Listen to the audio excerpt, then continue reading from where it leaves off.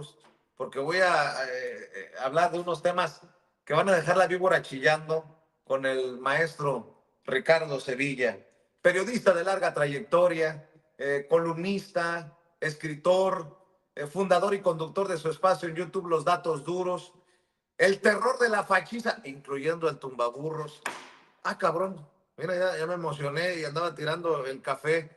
El terror de la fachiza en la X, antes Twitter y orgullosamente miembro de esta familia sin censura. Ricardo, ya tiré el café, pero bueno, te saludo con mucho gusto. ¿Cómo estás, maestro? Hay que dejar la víbora chillando para ver qué dice el tumbaburros de Eduardo Verástegui, la ultraderecha, Ricardo Salinas Pliego y toda esta fauna que quiere irrumpir, controlar las narrativas, sobre todo en redes sociales. ¿Cómo está, Ricardo? Estoy muy bien, mi querido Vicente, público memorioso. Me acordé de una película que ayer fui a ver, que se llama Nosferatu. Estaba yo a punto de levantarme y salirme. Creo que echaron a perder ahí aquella película memorable que está basada en el libro de Bram Stoker, libro clásico. Tiene las ratas, tiene el libro de impostores y tiene Drácula. Pero pues ahí vi a un personaje, Nosferatu, que me recordó a este tumbaburros, me recordó a un personaje lánguido, extraviado, parco, malo de Malolandia. Y bueno, pues yo creo que haces muy bien en platicar con el tumbaburros, poco tiene que aportar, es un personaje recalcitrante, soez, ignorante, apendejado, sin brújula, y bueno, pues va a ser las delicias del público memorioso, porque el público memorioso lo va a levantar del rabo como en las películas y le va a dar unas buenas paletadas ahí en el... Lo van a dejar como mandril, con eso te digo todo. Lo van a dejar como mandril y la verdad, pues, digo, ¿a quién le dan pan que lloren? Y ahí va a venir el tumbaburros por su dosis de meclapina. Oye, Ricardo, por cierto, el tumbaburros ha de ser de los que defienden el reportaje del New York Times del fentanilo. ¿Qué necesita decir la presidenta? ¿Qué necesita exhibirse en medios independientes como sin censura de las mamadas del New York Times para que ya quede claro que mintieron, que nos merecemos una disculpa y a lo que sigue? No, y no la van a dar, Vicente, no van a dar disculpas porque estos personajes son absolutamente soeces, son unos personajes que se deberían de dedicar a otra cosa, se deberían de dedicar precisamente a hacer adaptaciones cinematográficas de alguna otra cosa, porque periodismo no están haciendo desde hace ya años, muchos años. Esta cocina de fentanilo es más falsa que un billete de 150 pesos y ellos lo saben. Este reportaje, entre comillas, del New York Times sobre la producción de fentanilo en esa supuesta cocina en Culiacán ha sido francamente el hazmerreír del periodismo gringo. Es una taradez, es un reportaje que supuestamente cocinan ahí, es como un arrocito con leche. La verdad es una tontería que uno lo ve y pues le da muchísima risa. Omite mencionar muchos químicos esenciales que se ocuparían en la elaboración de eso. Desafortunadamente estos personajes, Natalie Kitroyev no entiende, no se prepara, no sé qué es lo que está sucediendo con estos personajes, pero ahí salió ya la CEMAR, la Secretaría de Marina, y dice, a ver, vamos a poner orden, porque aquí no se mencionan precursores clave, como el 4-NPP, como la anilina, como el cloruro de propionilino, que son fundamentales en el proceso de fabricación de este fentanilo. Así que esta afirmación de que los cocineros tienen tolerancia a la droga es una tontería absoluta, porque contradice y de muy mala manera las muertes por sobredosis allá en Estados Unidos. La teniente Juana Peñalosa, usted ya la vio, está rodando ese fragmento en las redes sociales, pues indica, ahora sí que con datos duros, que el proceso mostrado en ese reportaje del New York Times carece de los elementos necesarios para demostrar una síntesis efectiva. ¿Con quién tomaron clases de química? Si es que tomaron clases de química, ¿la reprobaron o qué sucedió? Estos cocineros son más graciosos que el chef Hornica que salía ahí con Horacio Villalobos, la verdad, un alburero imperdible, pero estos personajes son una tontería. Échenle un ojo a lo que ha estado diciendo la COFEPRIS. La COFEPRIS ha enlistado varios riesgos de la salud asociados con la producción y el consumo de fentanilo, pues ese, ya sabes, se ha enlistado una y otra vez. A ver, pero ¿cuáles son estos listados? Los efectos sobre el sistema nervioso central. Estos personajes cocineros estarían completamente, ya se hubieran caído en la olla, en la cazuela, porque es una cazuela. Fíjese, el fentanilo provoca confusión. Bueno, eso sí lo tiene, están completamente confundidos, pero provoca somnolencia, estarían ahí y luego embosados, mareos, náuseas, vómitos, depresión respiratoria. Yo trabajé muchos años en el Instituto Mexicano del Seguro Social y sé que es una depresión respiratoria que puede llevar a un paro respiratorio y a la muerte, y no se salva fácil la gente de eso. Entonces estos personajes, valiéndoles gorro, tienen ahí el embozo del comandante Cero, se ven de verdad terriblemente cómicos, y bueno, ahí están cocinando tan campantes como en un día de campo en las trajineras de Xochimilco. Y es que a estos bufones se les olvida que quien respira la toxicidad de fentanilo, solo respirarla, pues puede experimentar temblores, ansiedad, delirios, alucinaciones. Eso sí lo tienen, delirios y alucinaciones, pero fíjese, lea usted el listado de la COFEPRIS, es muy interesante porque destaque que los precursores químicos que son fundamentales en la producción de fentanilo, pues no parecen ahí. ¿Y qué es, cómo se estructura esto? Por eso le digo, regrese ahí a las clases de química. A las clases de química no le digo que ya a nivel bachillerato, a nivel profesional, no, clases de química elementales, la tabla periódica de los elementos químicos, y se va a dar cuenta que estas sustancias, pues bueno, tienen que incorporarse de manera adecuada para que haya esta estructura molecular del producto final. Dan vergüenza estos reporteritos de pacotilla, no estudian, no se documentan, pretenden hacer un reportaje serio y terminan con un pastelazo. ¿Dónde quedaron estos precursores químicos? ¿Por qué no le echaron un ojito ahí? Natalie Kitroyev, por favor, vuelves a las andadas. Eso parece, insisto, más un arroz con leche que fentanilo. Los precursores químicos, Vicente, son sustancias fundamentales que se incorporan a la estructura molecular de los narcóticos. Yo estaba leyendo, he estado leyendo desde que apareció esta tontería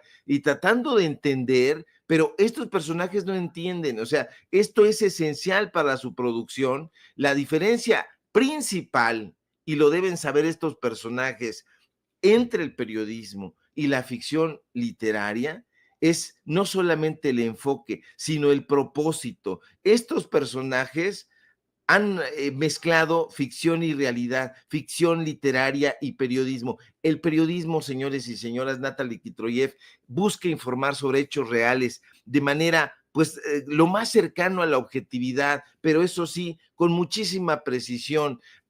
Siempre se lo voy a repetir, hay que responder en el periodismo al qué, cómo, cuándo, dónde, por qué y para qué, pero la ficción literaria pues está en otra cosa. Yo sé que hoy la ficción literaria ha ganado muchísimo terreno en Latinos con Loret de Mola, que ha ganado espacios en el New York Times, que ha ganado espacios en muchísimos otros lugares, pero ahí eso es otra cosa. Esta es una narrativa imaginativa. Aquí se necesita fundamentalmente veracidad.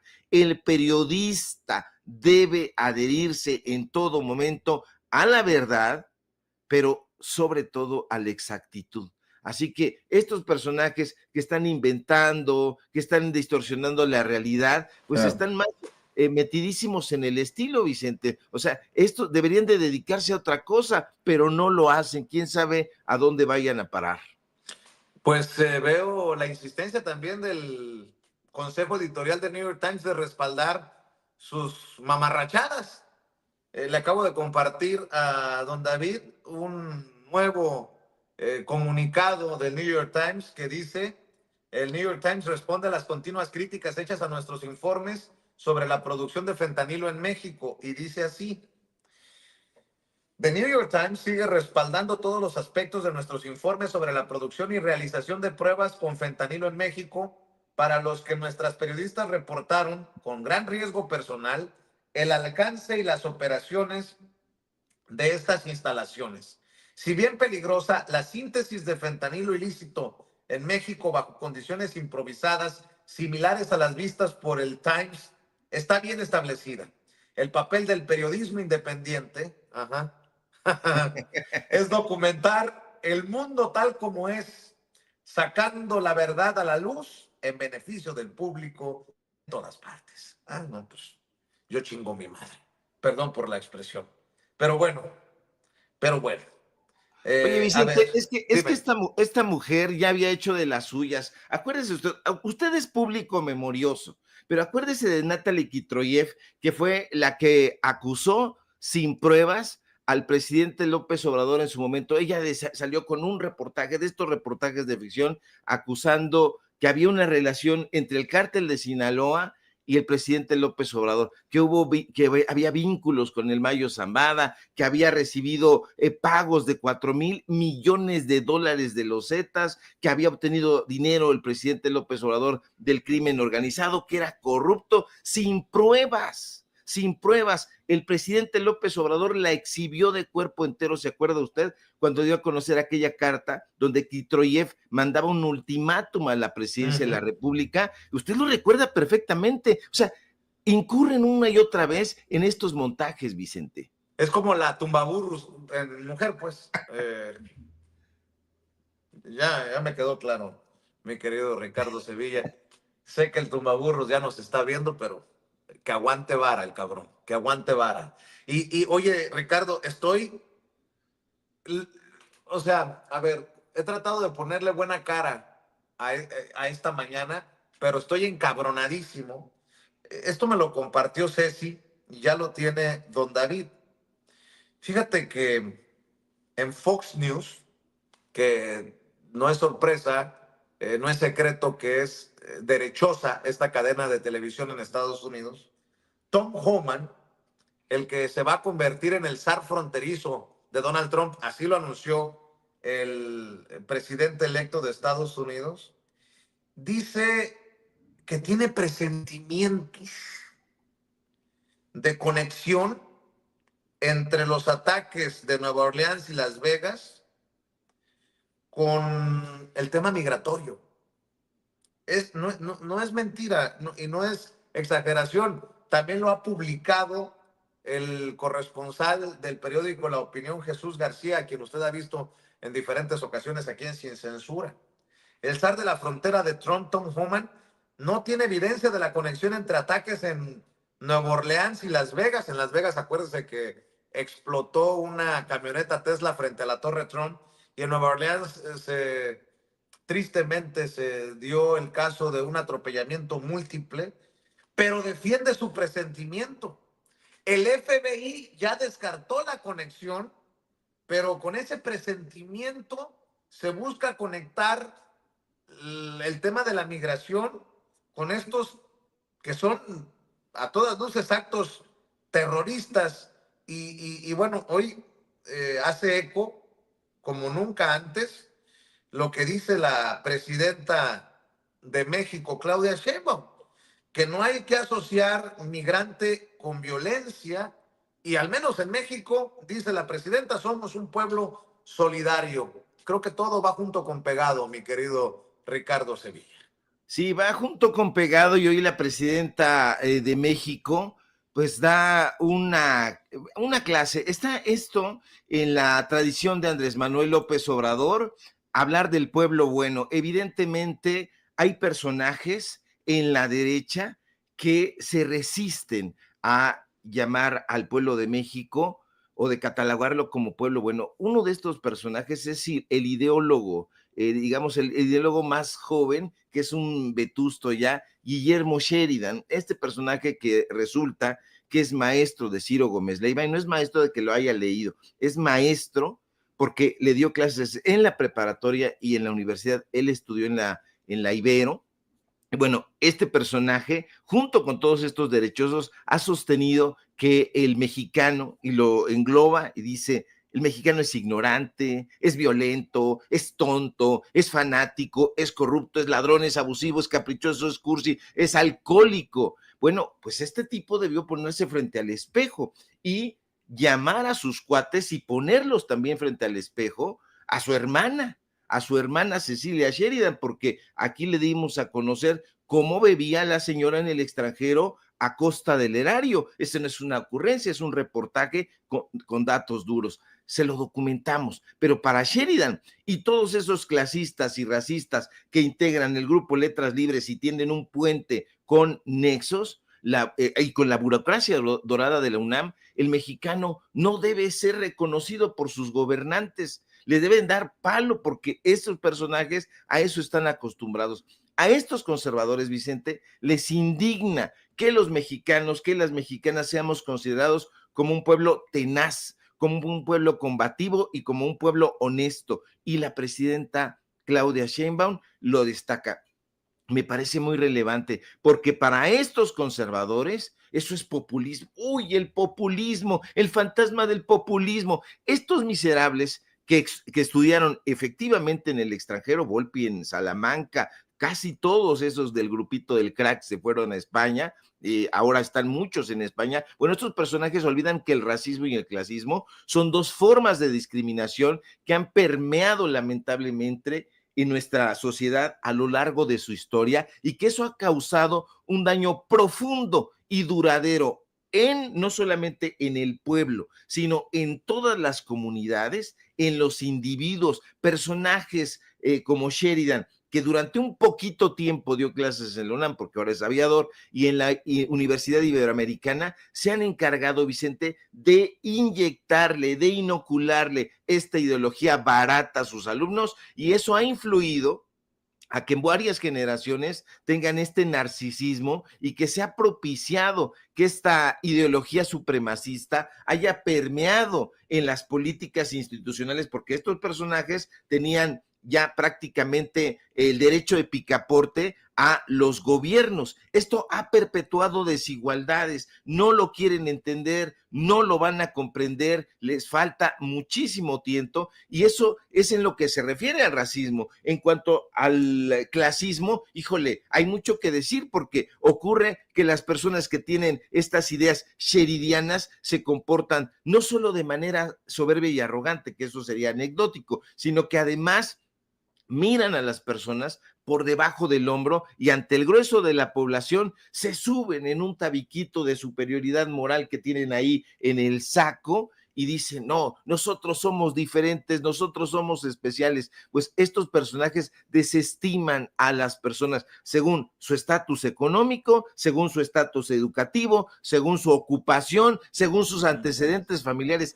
Estos imbéciles, Vicente, hundidos hasta las narices en el narcisismo, pasan por alto que el racismo contribuye a la perpetuación de desigualdades sociales. No les gusta estudiar la sociología, no les gusta convivir con la gente. Las comunidades racializadas suelen tener menos acceso a recursos como educación, como salud, no tienen atención médica, pues la educación es de muy mala calidad cuando van, no tienen oportunidades laborales y esto crea un ciclo de pobreza, de exclusión, que es muy, pero muy difícil de romper. Pero usted cree que a Krause, al grupo Letras Libres, que tienen casas en Japón, como Aurelio Hacían, en España, como tienen Ricardo Cayuela Gali, en Texas, como Guillermo Sheridan, en Nueva York, como Enrique Krause y sus Krausistas, les importa que las tensiones raciales puedan llevar a conflictos sociales y violencia? Claro que no, les importa un cacahuate, Vicente. Estoy de acuerdo contigo y suscribo, querido Ricardo Sevilla. ¿Por qué no la dejamos aquí por hoy, mi querido Ricardo? E invitamos a esta audiencia diferente e inteligente para que te siga en redes sociales, para que respalde tus esfuerzos, maestro. Claro que sí, mi querido Vicente, público memorioso. Síganme en mis redes sociales, en X, @Sevilla Crítico, en Facebook, Ricardo Sevilla, así nada más. Síganme en paralelo24.mx, en los datos duros. Síganos este 2025 que vamos con todo. Síganos, acompáñenos ahí en el podcast Datos Duros y por supuesto aquí en La Familia Sin Censura, donde pues estamos aquí pero muy orgullosos. Estamos atentos a la información, querido Vicente, te mando un fuerte abrazo.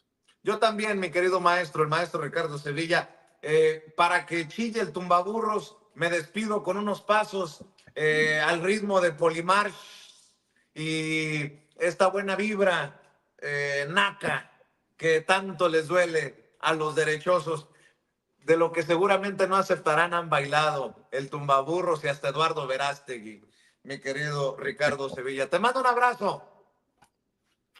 Cuídate, el maestro Ricardo Sevilla hablando con nosotros sin censura. Y bueno,